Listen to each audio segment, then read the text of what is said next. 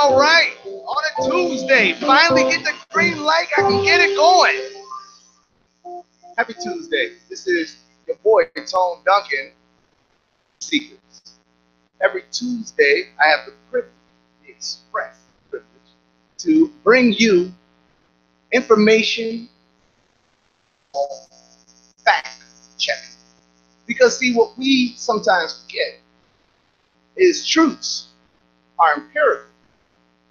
See, a truth is based on how you perceive the facts. We can all have the same facts, but we're going to walk away with our own truths. And so, in each of our broadcasts, my goal is to make sure that if we really are going to truly see based on real facts. So I appreciate the opportunity to hang out with you guys, and prepare information and share it with you and get your feedback. Before we go into anything too deeply, I'm going to talk about a couple things. First off, wearing a suit that my wife was nice enough to put together for me. Thank you so much, my beautiful wife. And while she was getting my clothes together, because you know I'm ripping and running, trying to prepare for the show, trying to get other things done in my professional life. And I say to her, I say, can you give me something, but do me a favor, make sure that you check that it's not hunters. That would be our 12-year-old. See, our 12-year-old, though he is a robust and sharp-looking young brother, he is nevertheless a 12-year-old. I put on my clothes in the wardrobe room today. Human. As I went on to put a shirt that was not mine. Today I got on my 12-year-old shirt. I think my wife was right when she said, "Yo, skinny boy can wear it anyway, so what you worried about?" Well, I guess you are right, Shay. Thank you very much. So, rocking it with the full family gear, y'all. There's so much to be thankful for. So many of us are walking into the holidays excited. There's so much happening. Many of us, this is the best time of the year. Get a chance to and get a chance to spend time with the people who like have shown you what real love is. So for you who are about to infectiously experience this, I am so happy. But there are a few who don't have that opportunity. A lot of us over this holiday season, see, we're missing our loved ones. We're missing our lost ones for whatever reason. Maybe they're battling sickness, poor health, what have you. I want to just take a couple minutes out and just say, before we get into anything else, that empathy is something that really hits you when you love somebody and you see somebody else kind of going through what you're going through. You know, just the other day I had this thought in my mind, and I'm telling you, my phone was already in my hand to call somebody who was not here for long. Some of you have experienced that same thing, and I know that's the truth. I know a lot of you have had a moment where you needed to talk, or maybe you just wanted to share something funny. And for you, so many of you, I just want to say, make sure that this holiday season is not spent sad, depressed, or feeling misused and forgotten. Use this time to celebrate the positives. Use this time to celebrate the happiness that you share. So many times we experience of our past and we go into the woefulness of an unknown future. But see, one of the primary problems with this whole entire way of thinking is that you are missing what that matters most. Life is about experiences. Those experiences you have to fortunately sharing with people you care about. Keep those thoughts strong in your heart. Keep those thoughts strong in your mind. When you start to feel like a little way down, just remember, the good time, hard time. I know a few of you feel me on that. Try not to preach when it comes to this stuff, but it's so important you don't lose sight. Some of us have had some really traumatic experiences with our family and loved ones. Holidays bring bitterness, hatred, anger. We just talked about last week how many assaulted, the most devastating truth was that so many, the majority of sexual offenses are carried out by family members.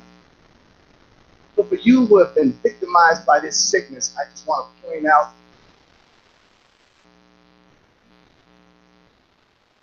you should have no shame. It's going to be hard for you to deal with family, but reach out to somebody who you care about. You know, the easiest way to find who really cares about you, what I found is you just open your phone and go to recent history. See, I got a phone, I got a smartphone, and my smartphone, it will put my most text at the top. And it's amazing to see who you really spend time with. Because in this life, it's all about time. Who you share it with, who is willing to sacrifice theirs to give it to you, and who you have sacrificed your time and gave it to them. This is about to be a holiday season that we can turn into something that's amazing if we can just focus in on those who have had an experiential focusing in on you. So that's the one thing I need to talk to y'all about, because too many of us spend too much time thinking about people that do not matter and forgetting about the people who have put in the work. So this holiday season, I'm going to give you just a little more encouragement. Get out there and say what's up to some of the people who've been pulling for you since day one. I am talking a lot about mental health lately. And one of the primary reasons I'm talking about mental health is because, believe it or not, it's not just the amount of stress that we deal with on a regular basis. Trying to make a dollar, trying to save a crisis, trying to deal with crime and poverty and injustice.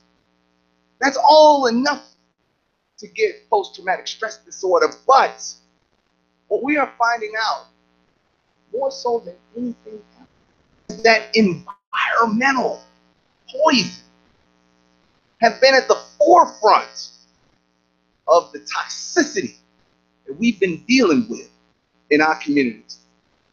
I personally, this is your host, Tone Duncan, gave up dairy, gave up fish, gave up eggs, gave up all these different things. And I know that was extreme, but a lot of you, that if your body is fighting the toxins you are consuming, that's the same defense that's supposed to be fighting the environmental toxicity that we are forced to live in. Studies that I have presented to you and will present to you again in the future, eating healthy actually protects you from the environment. So I really hope this year, especially during this holiday time, I'm not telling you not to eat foods that I know you're going to eat.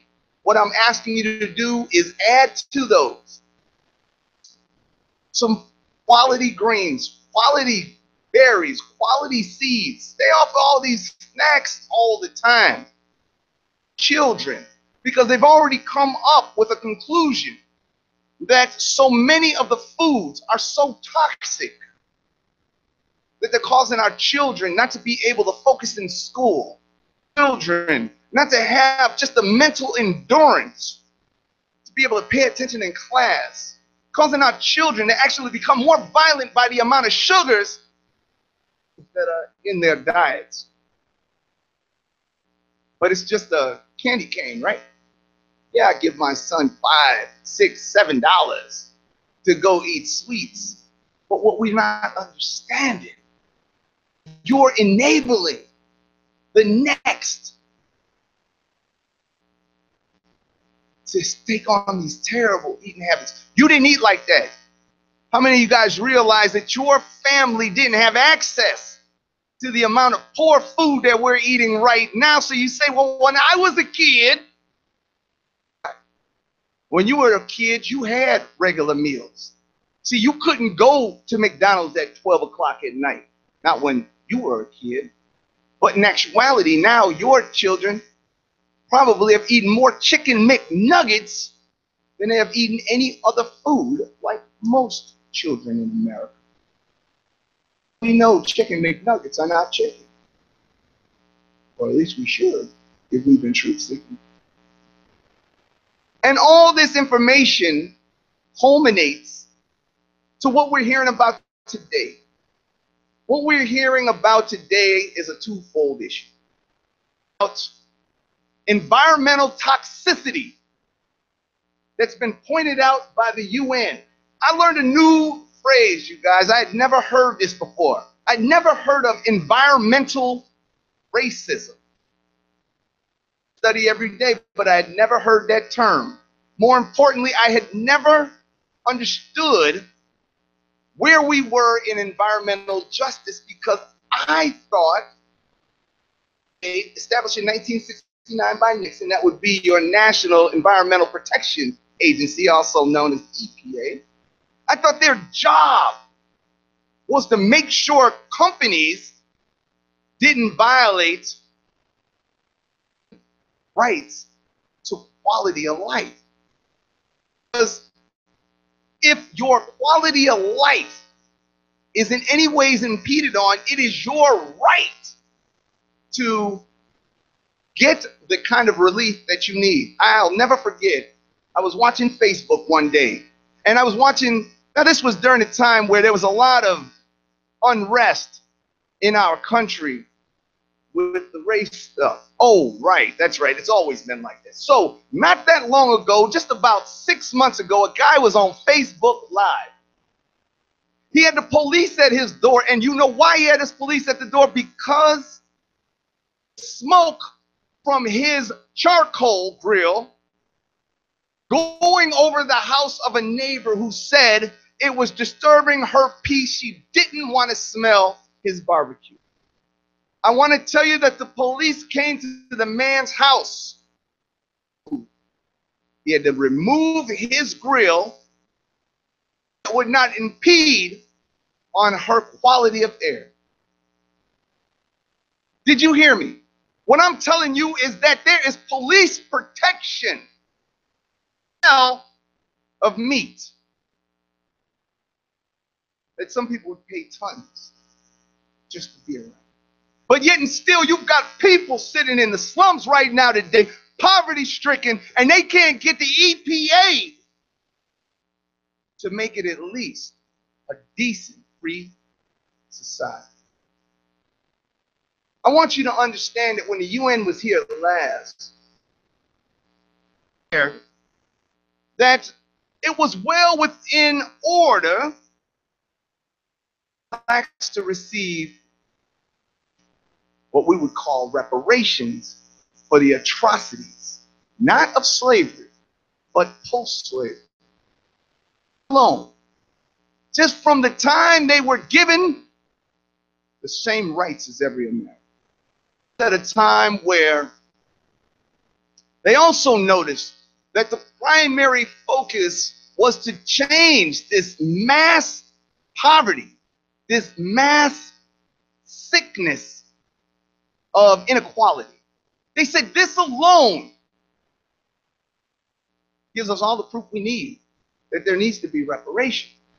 Reparations, like, let's cut everybody a check and put it in their pocket, because that won't work for everybody. Some of us know that a fool and their money will soon part. Easiest thing that I could ever do if I ran the money is give it to you, because you're going to just what? So yeah, that's not what it's about. What it's about is utilizing a greater percentage of the budget America spends on its country to revitalize educational and environmental travesty that people of color are forced to deal with on a regular basis. Now remember, this was when President Obama was in office. Now Obama knew, because Obama is a smart man, he knew that the EPA specifically was put together to address the sickness that was pushed on people of color in these fence line communities. Fence line communities, we talked about them with the Houston thing. I told you that the real travesty, the sickness, the sadness was not the flood, but the amount of toxins, flesh-eating bacteria that were going to be exposed from all of these industrial and refinery factories. And guess what, y'all? It's already happened. Happened already. I don't know if you guys knew about the story of the guy who was going around Houston trying to help people fix their homes after the flood. Do you know he died of flesh-eating disease? I tell you that it's a real deal going on right now, but as long as we allow people to think for us, we will always to be our rest site. Understand what these industrial sites and illegal waste dumping has done to our people. Do you realize that people of color make up 75% of those who live in infectious sites? 5%. I remember watching What the Health, and on What the Health, they were talking about a family in the Carolinas that was deeply, deeply impacted by the amount of pig manure that was irrigated onto their lawn, because that was the only way that this pork farm could get rid of all of the waste. I mean, could you imagine how much waste?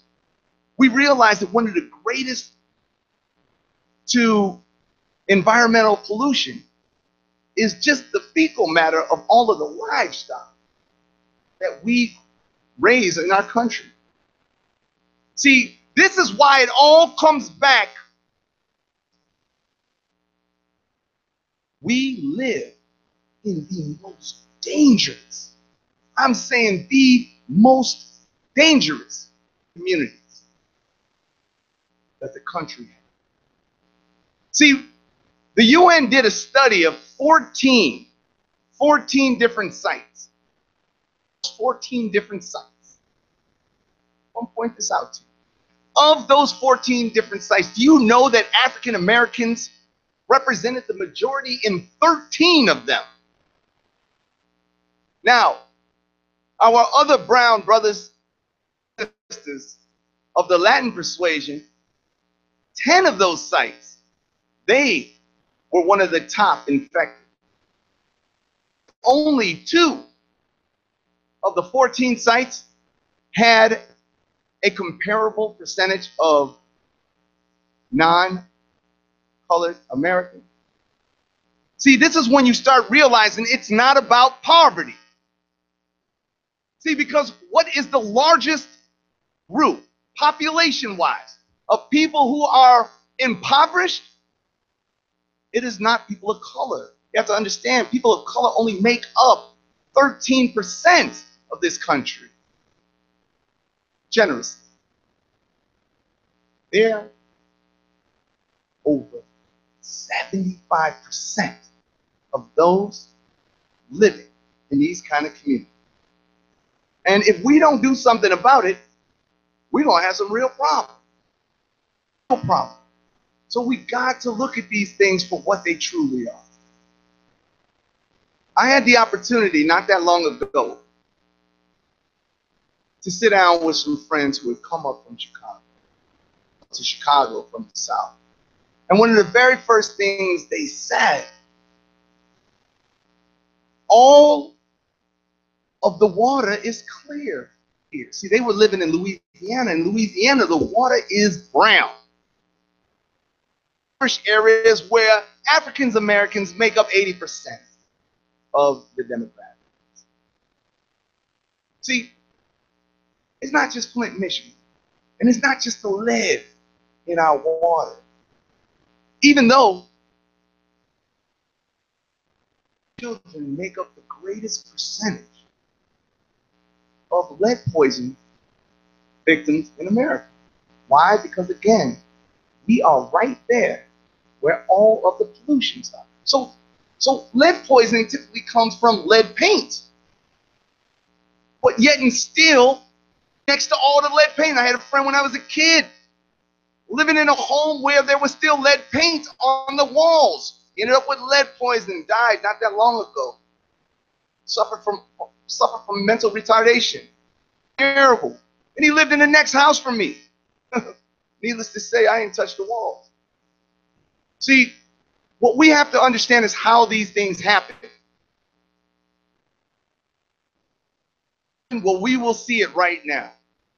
What happens is we are taught that we got to get out. We got to leave. These communities aren't for us. But then we go somewhere where we no longer can represent those we left. You where to live, I'm just telling you where to go back and support. So many of us, we do what's best for our situations. I'm not your judge. I'm saying let's take it back to where we're from. Organize.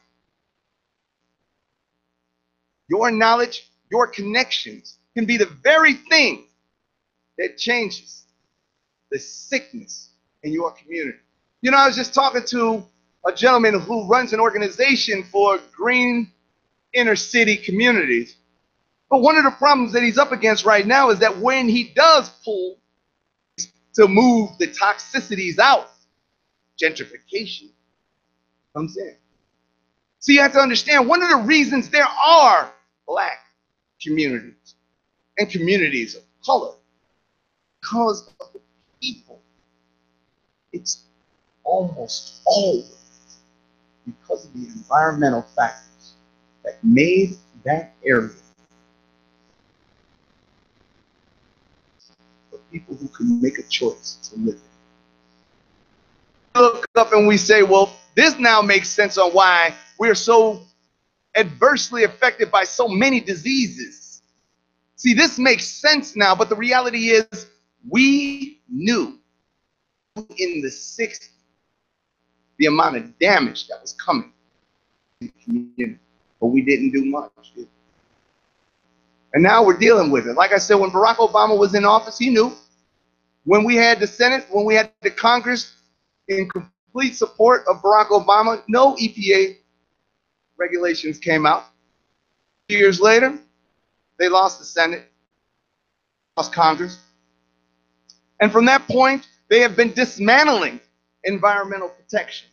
From that point, we have seen nothing but rhetoric saying that all of it was destroying the possibility of economy.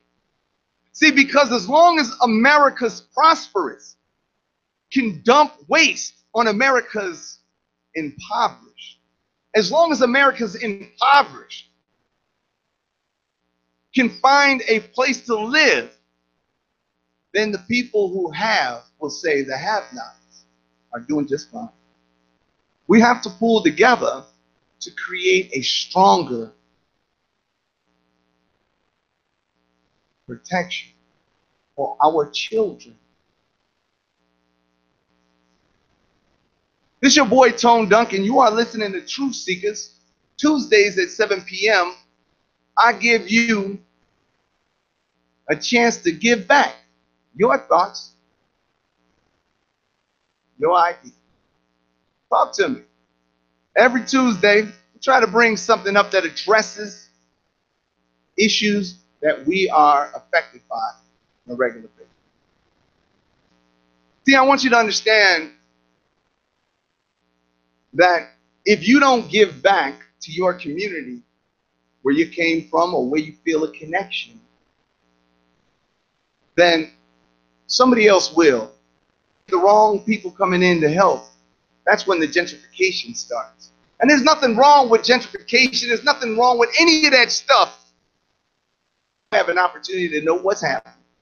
It's so very sad, but too many times we jump on the bandwagon of a politician without knowing what their mission is.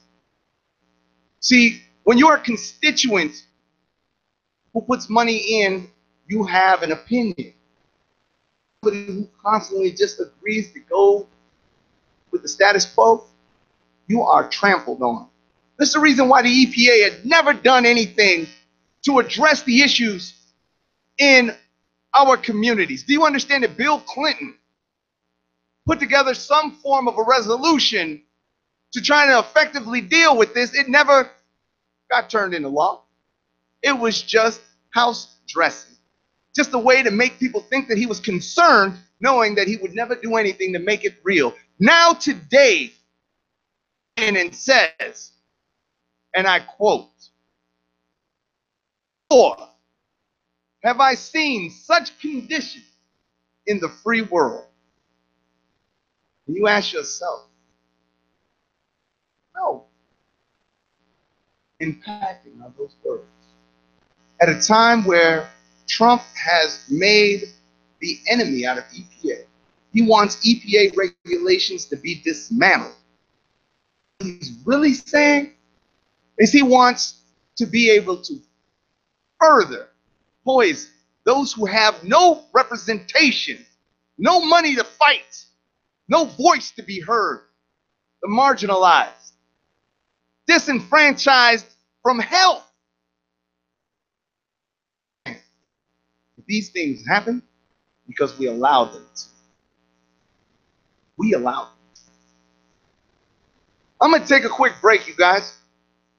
And when I come back, I'm going to tell you something that I'm doing that's really awesome. Drive. You're listening to Tone Duncan. This is the Truth Seekrz on IntellectualRadio.com. We are an iHeart station. We'll be right back.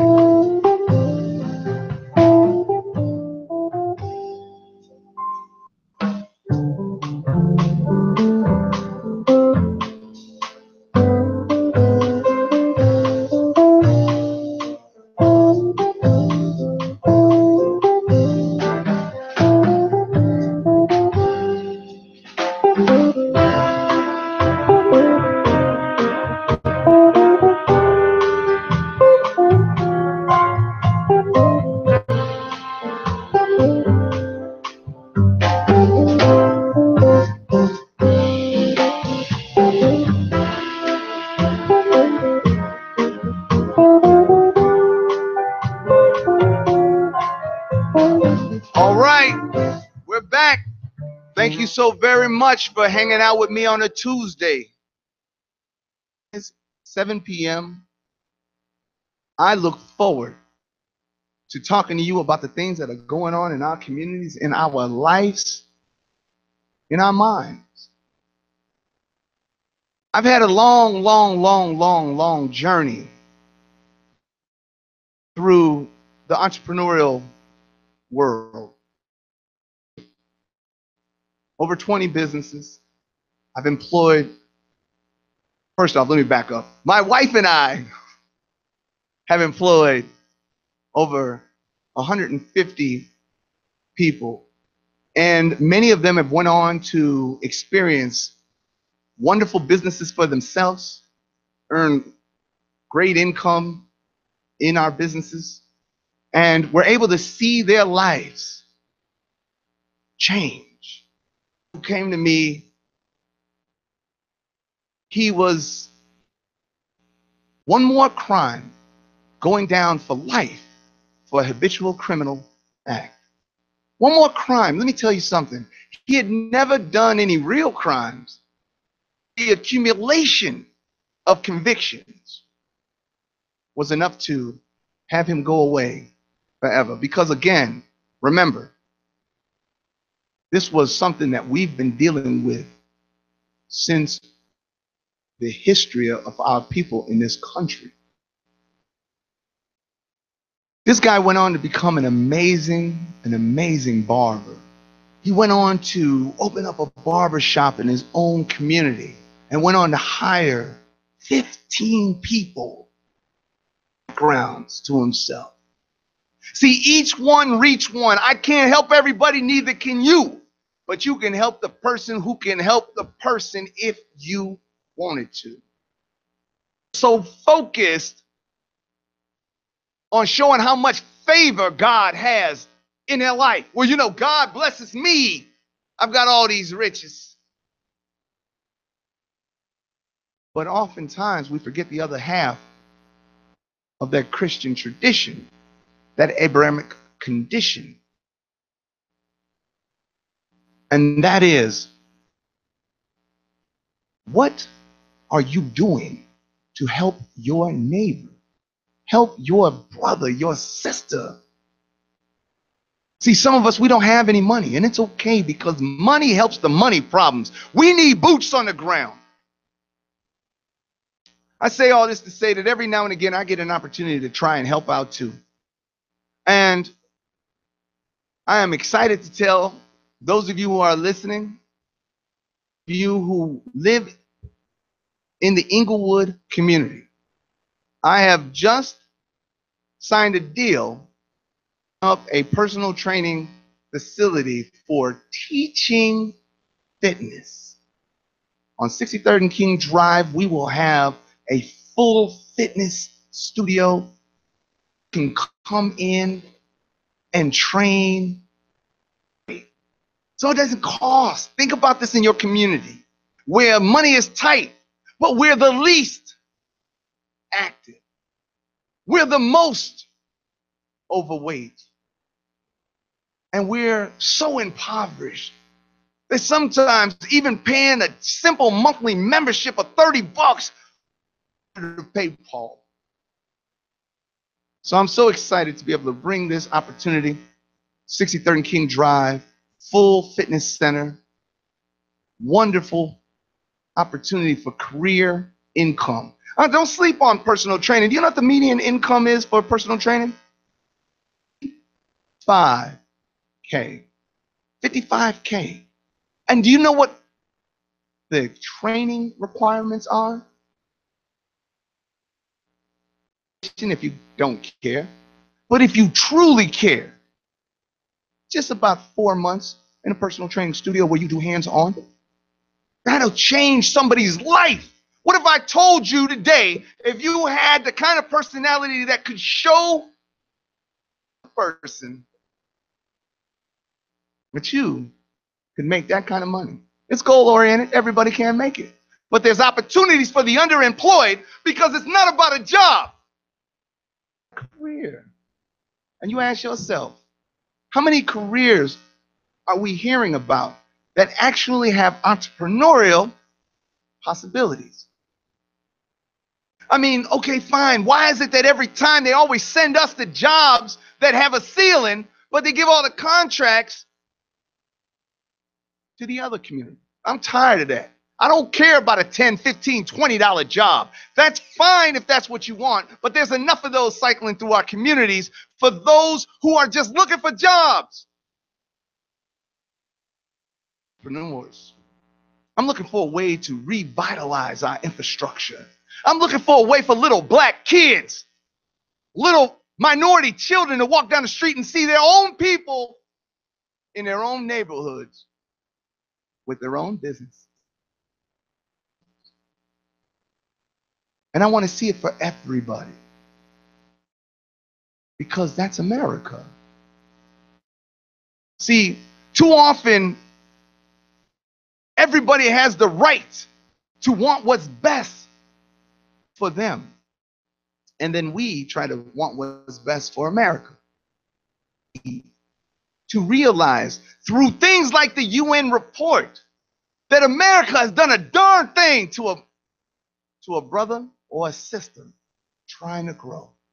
I'm telling you that if you realize the adversity that you are up against, even if you are so smart,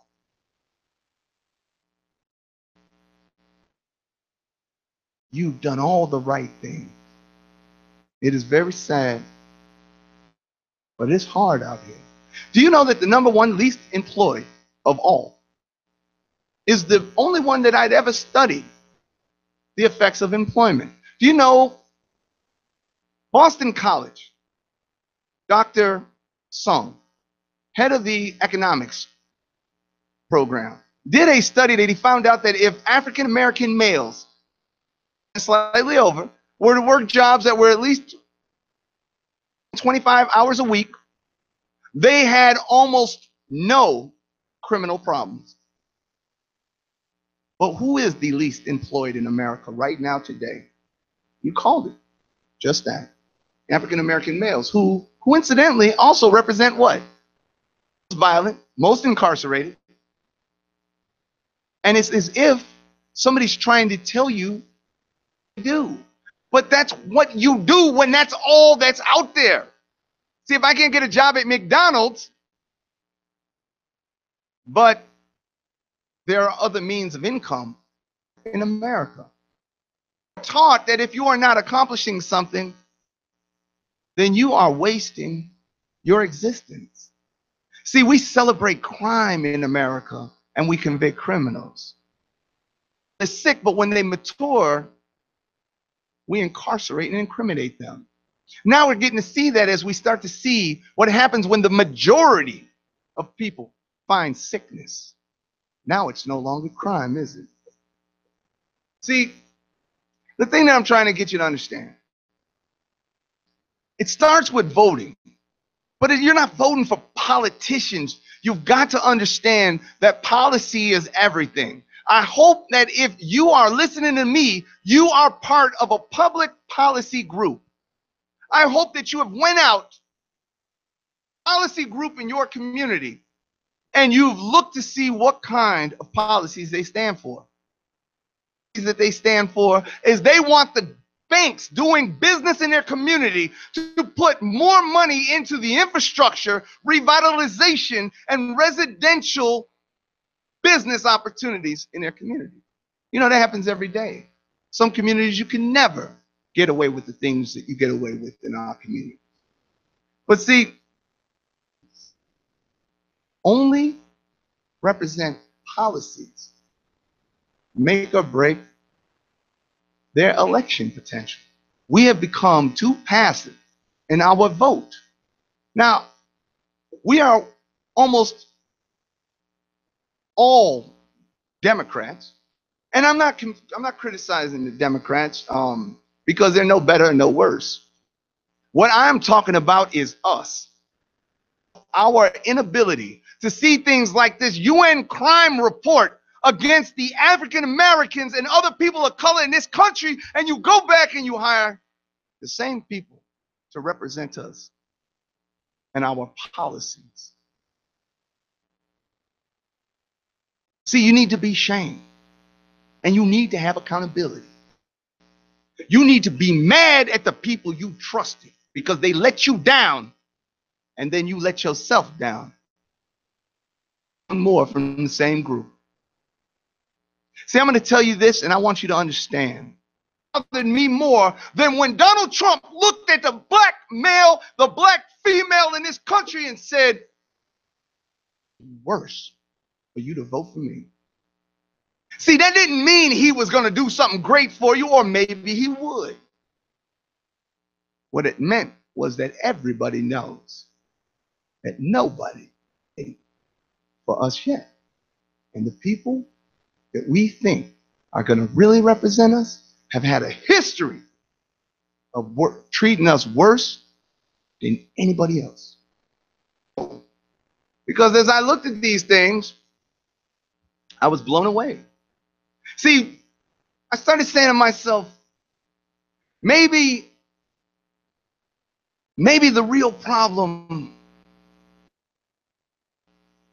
the way people treat us. See, I'm going to hurt you with this. Maybe the problem is how we treat ourselves. The problem isn't the way somebody kicks you down, but the way you just cover up.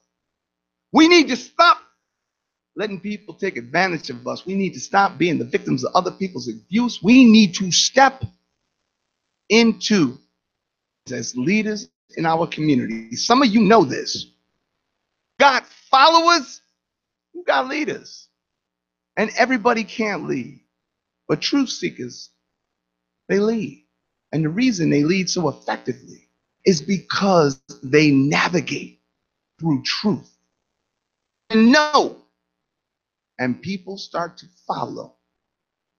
My prayer is that more of us become the leaders, teachers, and role models actively in our communities so that we can become the beacon of hope and also a feeling of possible success for the elders, because we have went astray and our communities are proof.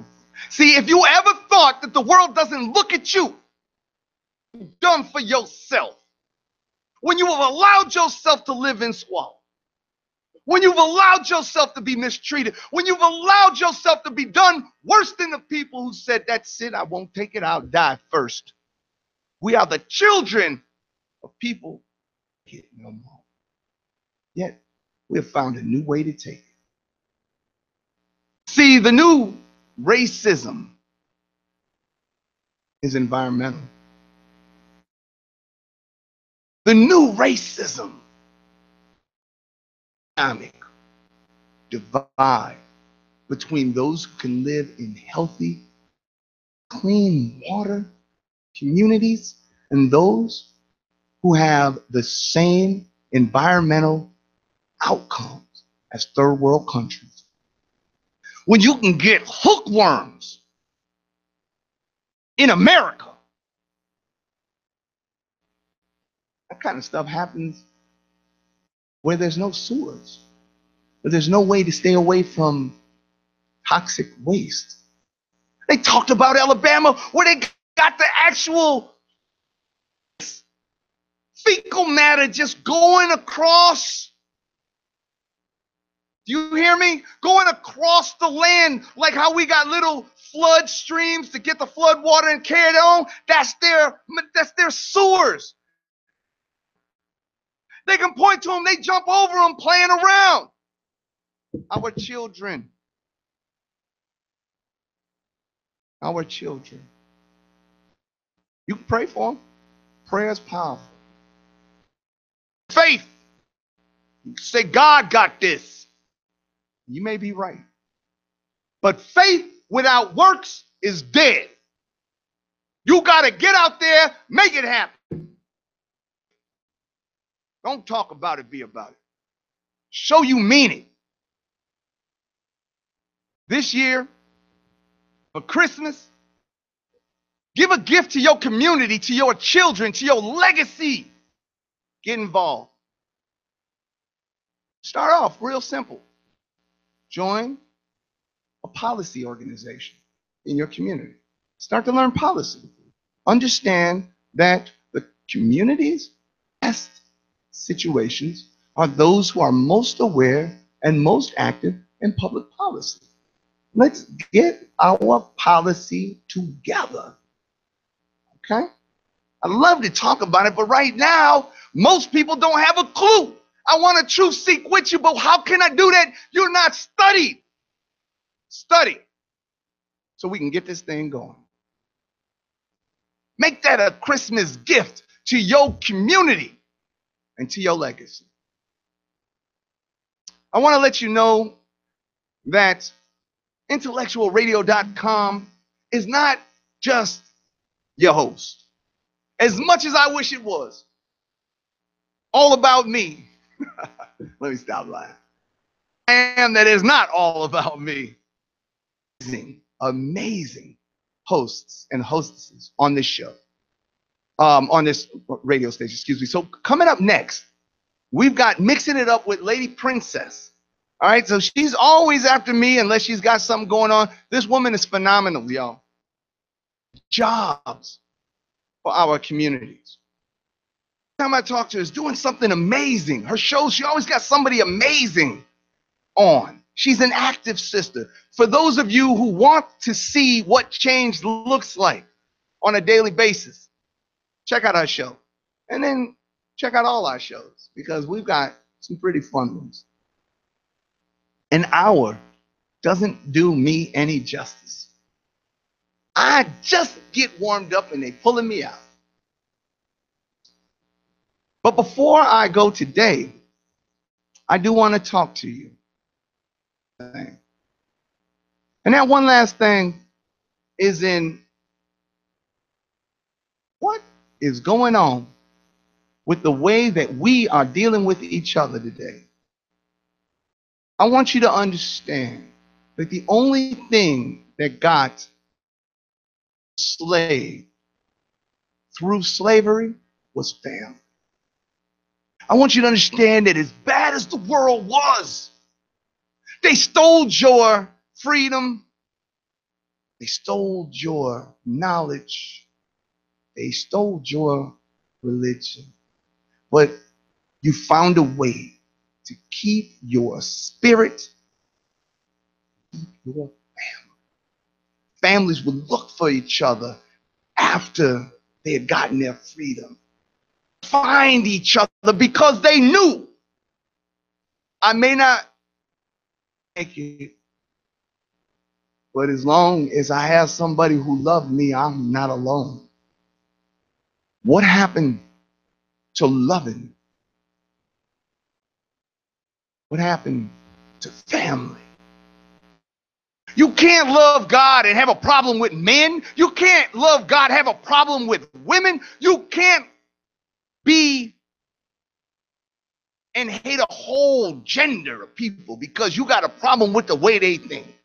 I had a guy talk to me one day and tell me, you know, Tone, outside of the obvious, I really can't relate to women.